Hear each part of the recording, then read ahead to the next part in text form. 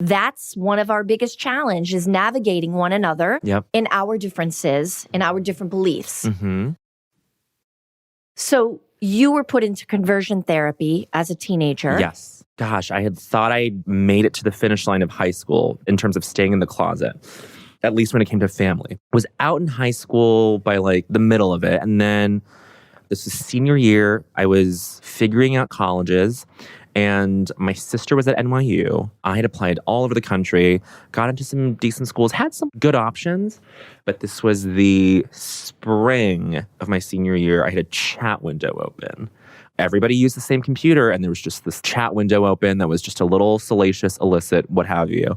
By the way, I was pretty like, any Western family would have just probably clocked this from a mile away, that my sensibilities were very specific, and someone could glean my queerness from my life, whatever.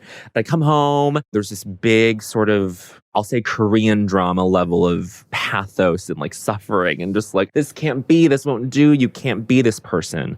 Because I think it was for my parents something that was just totally foreign to them. It was something that my dad was like, we didn't have those people where I come from. And I go, well, that's not true, Dad. You just didn't know about them. And that never really got through to him at the time. My mom would sort of pathologize it in a very specific way, saying that she was a doctor in China. And so she kind of appealed to that aspect of this is a deficiency. And this is going back to that filial piety thing, this like reverence, this thing that, you sort of live with your whole life thinking what they say and do is supreme, is the thing that rules over everything. And so I would come home for like 2 weeks to them just sobbing. I'd never seen my dad cry before. My mom, I think, is very emotional, always has been. But my dad, I never saw him cry before. And so it was just coming home day after day to them just being the saddest I'd ever seen them and thinking, I did this. This was my fault. And I have to do right by this. I have to make this good.